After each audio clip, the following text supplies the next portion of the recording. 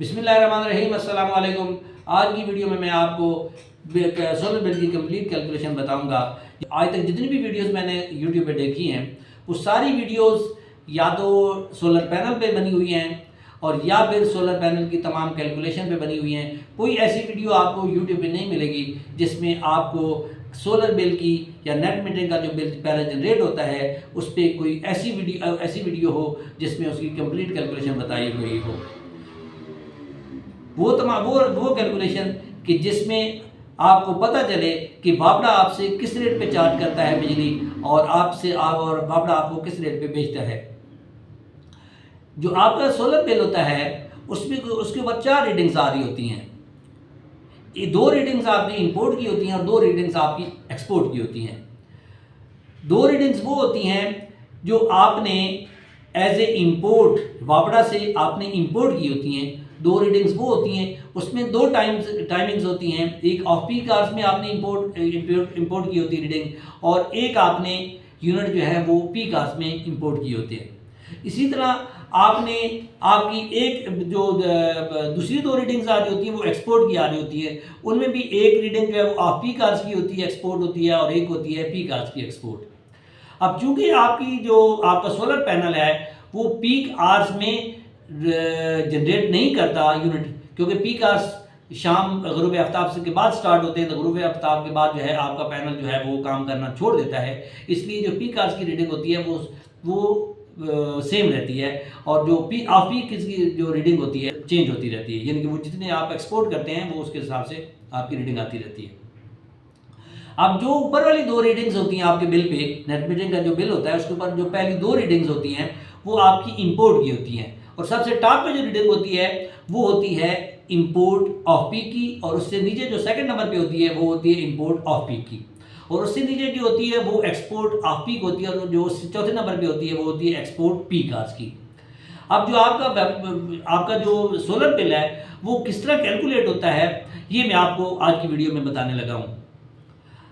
आपका जो एक्सपोर्ट होती है, अगर आपकी एक्सपोर्ट वो पीक आवर्स में तो होती नहीं है, आपकी एक्सपोर्ट होती है ऑफ पीक आवर्स में, तो बापड़ा क्या करता है कि जितने यूनिट आपने बापड़ा को एक्सपोर्ट किए होते हैं और जितने आपने बापड़ा से इंपोर्ट किए होते हैं वो आपके ऑफ पीक के इंपोर्ट ऑफ पीक की एक्सपोर्ट से वो माइनस कर देता है। अगर आपकी एक्सपोर्ट जो है वो ऑफ पीक की ज़्यादा हो तो आपका जो डिफरेंस आएगा वो आपको 19 रुपये 32 पैसे के हिसाब से आपको रिफंड करेगा।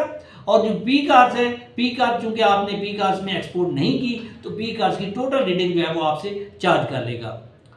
अब होता ये है कि जो कंज्यूमर अक्सर शिकायत करते हैं कि उनका बिल जो है वो जो कंज्यूम यूनिट में उनके माइनस में क्रेडिट यूनिट आ रहे हैं और जबकि उनका बिल जो है वो हैवी बिल जनरेट हो रहा है।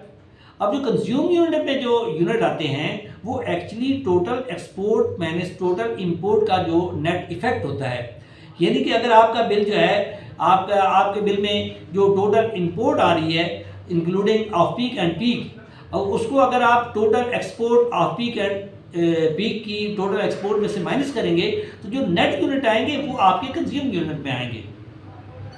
अब जो बिल जो आपका नेट मीटरिंग का जो बिल जनरेट होगा और जो वो कैलकुलेट होगा, जो आपका कैलकुलेट करेगा वो इस तरह कैलकुलेट करेगा कि आपके जो ऑफ पीक इंपोर्ट है उसमें से आपकी जो ऑफ पीक एक्सपोर्ट है वो माइनस कर देगा, और वो जो डिफरेंस आएगा अगर आपकी एक्सपोर्ट ज़्यादा होती है तो आपको वो ज़्यादा जो एक्सपोर्ट है उसको 19 रुपये 32 पैसे के हिसाब से आपको रिफंड कर देगा, और जो आपकी पीक आवर्स की रीडिंग है वो आपको 34 रुपये 39 पैसे के हिसाब से आपसे चार्ज कर लेगा, और जो डिफरेंस आएगा वो आपको नेट आपके वेरिएबल चार्जेस में आ जाएगा। अब जो वहाँ पे यूनिट कंज्यूम में जो यूनिट आते हैं उनका फ़ायदा क्या हो रहा है तो उनका नुकसान क्या होता है कि वहाँ पे यूनिट आने से आपको क्या फ़ायदा होगा। अगर आप वहाँ पे यूनिट जो आते हैं आपके माइनस में और फिर भी आपको बिल जनरेट होता है उससे फ़ायदा क्या होता है, उससे नुकसान क्या होता है। अगर आपके कंज्यूम यूनिट जो हैं वो माइनस आते हैं तो बापड़ा आपसे जो एफसी सरचार्ज है और क्वार्टर टैरिफ सरचार्ज जो है वो आपसे चार्ज नहीं करता। अगर आपका डिफरेंस जो है total import minus total export जो है अगर वो माइनस में आ जाता है तो वो जो एफसी सरचार्ज और क्वार्टर टैरिफ है वो वापड़ा आपसे चार्ज नहीं करेगा। और अगर आपका जो total export minus total import जो है वो यूनिट का जो डिफरेंस है वो अगर प्लस में आ जाता है तो आपको वापड़ा जो है आपके मीटर पे, आपके जो बिल पे वो एफसी भी चार्ज करेगा और क्वार्टर टैरिफ भी चार्ज करेगा। अब जो समझने वाली बात है वो ये है कि आपका बिल जो है कब और कैसे जनरेट होता है, यानी कि मंथली जनरेट होता है, क्वार्टरली जनरेट होता है, किस तरह जनरेट होता है। आपका जो नेट मीटरिंग का बिल है वो आपका क्वार्टरली जनरेट होता है। अब मैं आपको बताऊंगा कि कब आपका नेट मीटरिंग का बिल जनरेट होता है और एक्सपोर्ट आपकी कितनी हो कि आपका बिल जनरेट हो और कितनी हो कि आपका बिल जो है वो नील आए। अगर आपका टोटल बिल जो है, आपका जो नेट मीटरिंग का बिल है ये क्वार्टरली आपसे चार्ज होता है, यानी कि इसका पहला क्वार्टर जो है वो स्टार्ट होता है जनवरी से। जनवरी, फरवरी और मार्च ये पहला क्वार्टर होता है। और जो सेकंड क्वार्टर होता है वो होता है अप्रैल, मई और जून। और जो थर्ड क्वार्टर होता है वो होता है जुलाई, अगस्त और सितंबर। और जो फोर्थ क्वार्टर होता है वो होता है अक्टूबर, नवंबर और दिसंबर। यानी कि जब आपका नेट मीटरिंग का बिल जनवरी में आपका नेट मीटरिंग का बिल जनरेट होगा तो क्या वापड़ा आपसे कैसे आपका बिल चार्ज करेगा। अगर आपका जनवरी का बिल जो है उसमें आपकी टोटल एक्सपोर्ट जो है वो टोटल इंपोर्ट से ज़्यादा है, यानी कि आपका बिल जो है वो माइनस में आपके यूनिट जा रहे हैं, तो उस महीने आपको वापड़ा बिल जनरेट नहीं करेगा। आपको सिर्फ बिल 35 रुपीज़ जो कि टीबी फीस का बिल होता है वो आपको जनरेट होगा।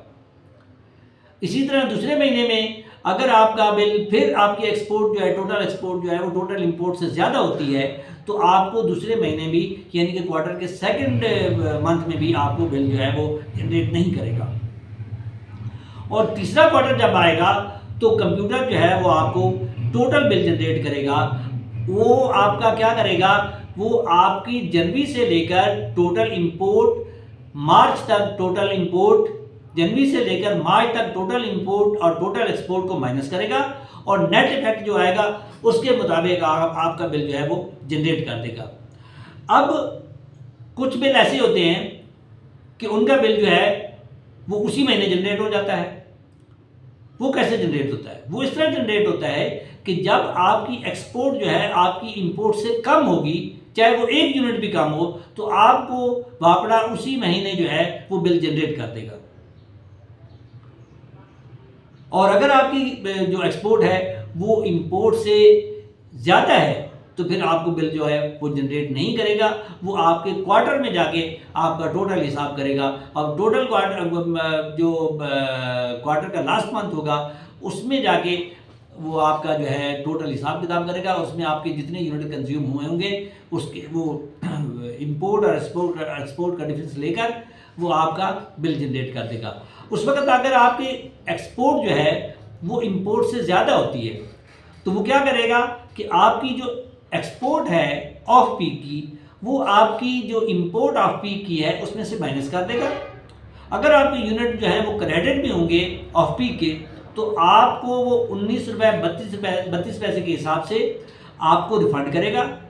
और जो पीक आवर्स है, क्योंकि पीक आवर्स में आपने कोई एक्सपोर्ट नहीं की होती तो आपका जो टोटल आपकी जनवरी से लेकर मार्च तक जितनी वो इंपोर्ट होगी पीक आवर्स की वो टोटल को आपका 34 रुपये और 39 पैसे के हिसाब से आपसे चार्ज कर लेगा।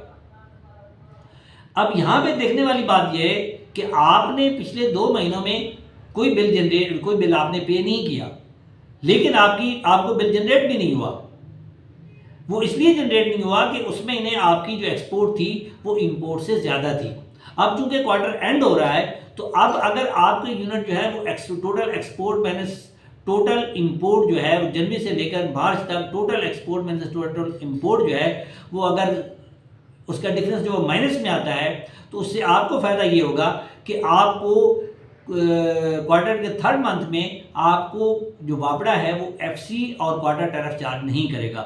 और अगर आपका डिफरेंस जो है वो 3 महीनों का total export minus total import अगर वो डिफरेंस आपका प्लस यूनिट में आ जाता है यानी कि पॉजिटिव आ जाता है तो फिर आपको वापड़ा जो है आपके बिल में जो क्वार्टर के एंड पे थर्ड मंथ था, वो तीसरे महीने में, क्वार्टर के तीसरे महीने में आपसे वो एफसीपी चार्ज करेगा और आपसे क्वार्टर टैरिफ भी चार्ज करेगा। वो जो डिफरेंस आएगा आपका total export minus total import का जो डिफरेंस आएगा, उसके मुताबिक आपसे एफसी यानी कि फ्यूल कास्ट सरचार्ज और क्वार्टर टैरिफ सरचार्ज जो है वो आपसे चार्ज करेगा। और उम्मीद है आपको वीडियो पसंद आई होगी, और वीडियो को लाइक और शेयर ज़रूर कीजिएगा और चैनल को सब्सक्राइब कीजिएगा ताकि नई आने वाली वीडियो आपको टाइमली पहुंच सके। और कमेंट सेक्शन में अपनी ज़रूरी आरा से मुझे ज़रूर आगाह कीजिएगा ताकि नई वीडियो में मैं आपकी होने वाली जो आपको जो आने वाली मुश्किलात हैं उनके मुताबिक आपको एक नई वीडियो में आपको वो आपके सवालात का जवाब दे सकूँ। थैंक यू वेरी मच, बहुत शुक्रिया, अल्लाह हाफ़िज़।